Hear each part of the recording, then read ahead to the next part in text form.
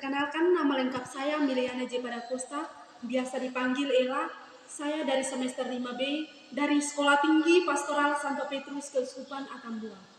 Pada kesempatan ini, saya akan membawakan sebuah pidato dengan judul Santo Petrus sebagai inspirator mewujudkan pribadi yang cerdas, berkarakter, dan mandiri. Hadirin yang saya hormati.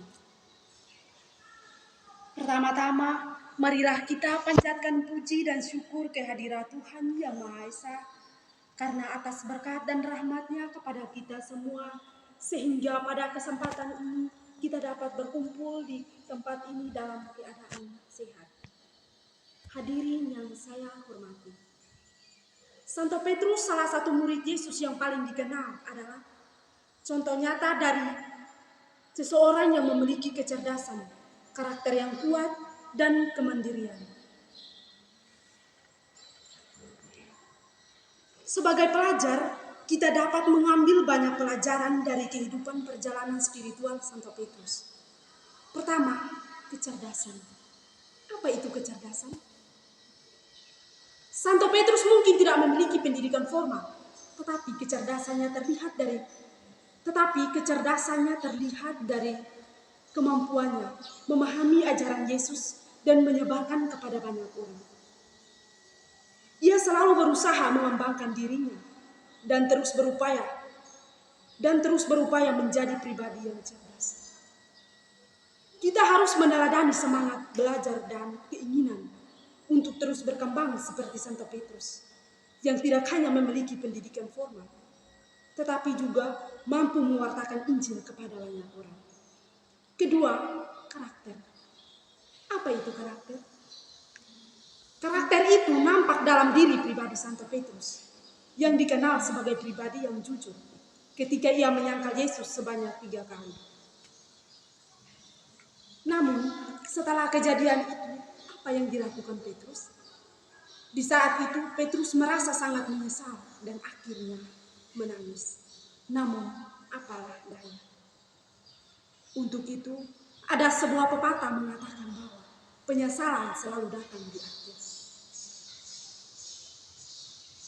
Kadangkala dalam hidup kita sehari-hari, kita pun tak luput dari kesalahan yang menyebabkan kita menyesal seumur hidup. Namun, belajar dari Santo Petrus yang mengalami hal demikian, yang dapat merubah hidupnya secara total. Karena baginya tidak ada guna kalau tidak mau berjuang, hanya sebatas menyesal. Ia juga adalah orang yang jujur, setia, dan adil. Ia selalu berupaya mengembangkan kehormatan dirinya dan bersikap serta berperilaku dengan penuh hormat. Karakternya yang kuat adalah membuat orang menjadi percaya dalam perkataan, tindakan, dan pekerjaan. Kita harus meneladani semangat belajar dari Santo Petrus yang selalu bersikap jujur, adil, dan rendah hati dengan penuh aspek kehidupan kita. Ketiga, kemandirian. Apa itu mandiri? Kemandirian yang luar biasa dalam menjalankan tugasnya sebagai penyebar ajaran Yesus. Sikap dalam menjalankan tugasnya sebagai penyebar Yesus, sikap mandiri yang sangat ditonjolkan adalah sebagai murid Yesus, artinya kita mampu belajar dari Santo Petrus dan tidak bergantung pada orang lain. Contohnya,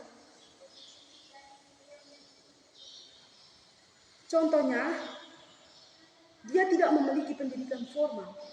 Oleh karena itu, kita harus belajar untuk mandiri.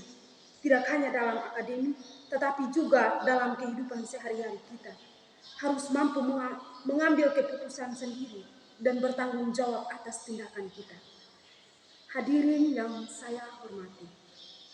Selain itu, kita juga menjaga kesehatan fisik, mental, dan spiritual kita melalui ibadat malam, misa pagi, dan misa hari Minggu. Serta melalui meditasi, Santo Petrus selalu menjaga kesehatannya melalui aktivitas fisik, sosial, dan ibadah sesuai dengan agama dan kepercayaannya.